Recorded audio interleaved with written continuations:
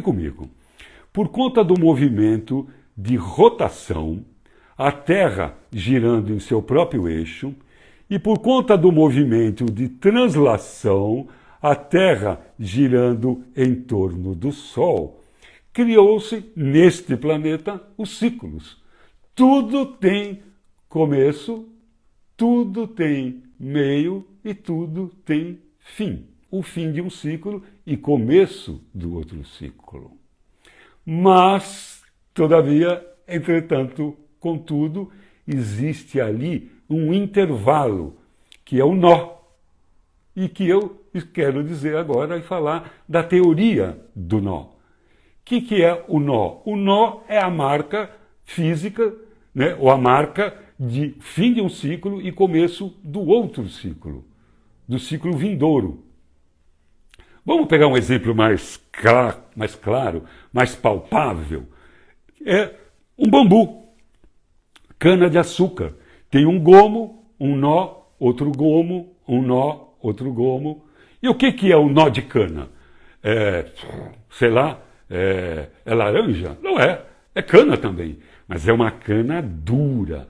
É como se ela tivesse, não, porque isso é verdade, concentrado ali do nó, tudo o que aconteceu do ciclo de baixo, junto, unido com tudo aquilo que poderá acontecer no ciclo de cima. O nó é então a junção do epílogo do gomo de baixo junto com o prólogo do gomo de cima. Este é o nó, não é o fim. Olha só a cana-de-açúcar. No nó, ou mesmo no bambu, é aonde brota, aonde surge a vida, os pequenos galhos para alimentar da luz do sol a sua haste principal que vai reta, apontada para o alto. Olha que bonito. É isso, o nó. E nós estamos nesses estertores de começar uma nova civilização. Se nós formos pegar na vida humana, nós também temos os nós, dois nós bem interessantes aí. O primeiro nó, adolescência, a época que nós saímos da infância e vamos mergulhar na maturidade. Olha que interessante. Mas temos que passar por um nó, é a adolescência. E por isso a adolescência é turbulenta, porque é um grande nó importante da vida. É como se nós tivéssemos saído de uma ilha confortável, segura, mas uma ilha, e queremos rumar ao continente. Mas para sair da ilha e ir ao continente, nós temos que fazer esse trajeto a nado. Isto é adolescência, por isso turbulência, porque está trocando todo o seu paradigma, está trocando todo o código de referência. Olha que incrível, a criança tem um código de referência absolutamente particular, e dela. E os adultos têm outro código de referência. E é muito parecido as crianças e muito parecido os adultos. E é verdade, hein? Eu trabalho com tudo quanto é tipo de gente. Gente muito sofisticada socioeconomicamente, diretores de empresa, empresários, gente sofisticada intelectualmente, mas vou passando, né, dentro de uma empresa, pelo diretor, pelo gerente, pelo supervisor, pelo chão de fábrica. Trabalhei muito tempo com morador de rua, trabalho até hoje com a população indígena. Todo mundo é muito igual. E o que me espanta é que todo mundo é igual a mim. Eu sou muito parecido com todo mundo. É isso. E as crianças também. Todas as crianças, claro, reservando as suas peculiaridades, têm suas birras, enfim, tem o seu código de referência. Mas chega um momento que essa criança tem que abandonar os seus códigos de referência. E aí vem a autoafirmação, a contestação dos pais. Todo mundo sabe mais do que papai e mamãe, não é verdade? Qualquer coisa, a professora fala uma coisa que a mãe já tinha dito muitas vezes e o filho nem percebeu. E chega, mãe, sabe o que eu aprendi? E ensina uma coisa que ela ensinou a vida inteira e ele não escutou. É isto. Ele precisa, ele é rebelde. A rebeldia, ela necessariamente não é uma coisa ruim. Aliás, a rebeldia é uma coisa boa, porque tem muita coisa que a gente tem que se rebelar mesmo. Tem coisas que não vale a pena se rebelar. Mas tem coisas que é necessário. E o adolescente, para criar sua individualidade, para ele poder se descolar de papai e mamãe, ele tem que passar por um período de rebeldia. E é saudável isso. É uma loucura fisiológica. É necessário que ele faça, que ele experimente, que ele corra risco. E ele tem outra visão sobre a vida. E aí os pais ficam super preocupados com as suas atividades, ele pode se machucar, pode morrer, pode usar droga. Tá, é o risco da vida. Mas ele precisa se descolar dos pais. E esse período vem com muita rebeldia. É como eu disse, é alguém que está saindo da ilha e está a nado para ir para o continente. Sujeito a pegar um tronco ali para dar uma descansada e o tronco desviar ele do continente, levar para um lugar estranho, por exemplo, as drogas. Não é? Mas é um risco, mas ele tem que viver isso, e é saudável que ele viva essa grande transição. O corpo muda, e quando a gente muda de referência, a gente fica meio doido. Imagina, por exemplo, se de repente viesse a fada do Pinóquio e fizesse plim, e que de repente você fosse aparecer no mercado de peixes em Pequim. De repente tudo mudou, né? Muito provavelmente você iria desenvolver um transtorno psíquico. Claro, muitas mudanças. A gente se angustia quando perde a referência. Jean-Paul Sartre dizia isso. A liberdade absoluta causa angústia. E o que é a liberdade absoluta? Sem a falta de referência, sem a falta de guarda-reio, sem a falta de limites. É um flutuando no espaço, isso angustia. Então, quando a gente perde as referências, nós passamos por um período parecido com a loucura. Por isso que eu disse que é uma loucura fisiológica do adolescente. Porque ele está perdendo as referências de criança. E ainda não tem a referência de adulto. Ele tem que ficar num período que eu estou chamando de o nó. Não é criança e não é adulto. E depois, muitas vezes, no filho adolescente, ele tem os seus pais na segunda adolescência, saindo da idade madura e entrando para a famosa terceira idade, e que alguns hipocritamente chamam de melhor idade. Melhor idade é o cacete! Melhor idade é quando eu tinha 35 anos. É claro que, como diz Frejá, toda idade tem a sua dor e tem o seu amor.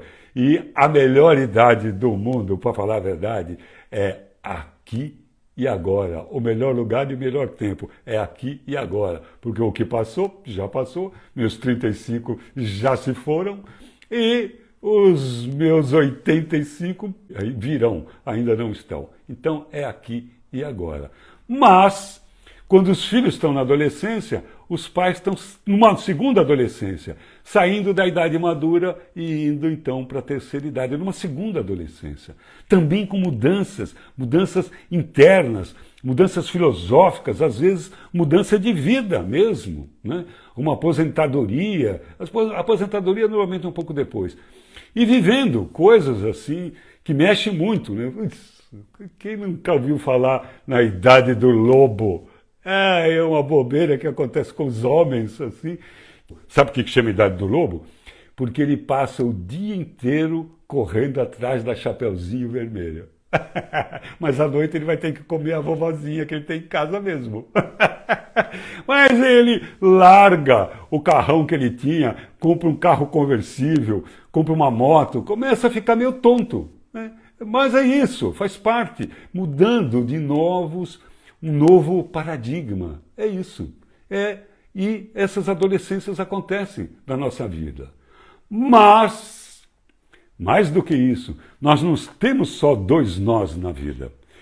Segundo a antroposofia, que é um dos que defende isso, e eu acho muito interessante essa teoria, e que eu particularmente chamo de teoria do nó, de 7 em 7 anos nós temos uma grande crise. Beleza, é isto.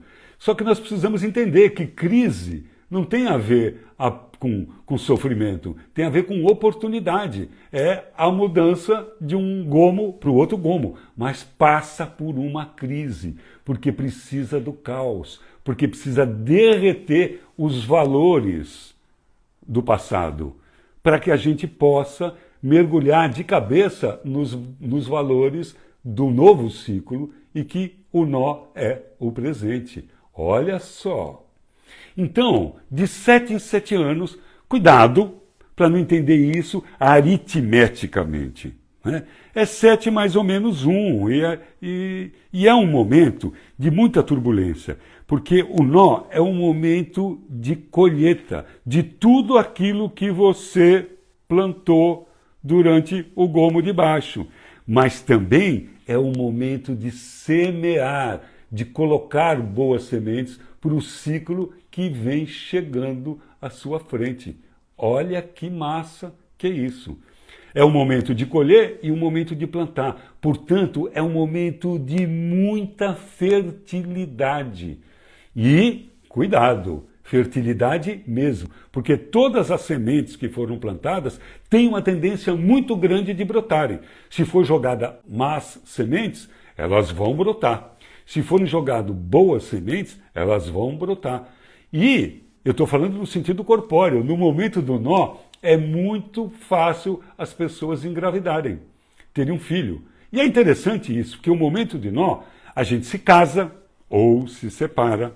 No momento de nó, a gente é promovido ou é despedido. No momento de nó, nós somos despejados de uma casa ou compramos uma casa própria. Então é um momento de transformação. O caráter positivo ou negativo vai depender da lei de causa e efeito. Aquilo que você plantou durante o ciclo, obviamente, você vai colher com mais intensidade no nó.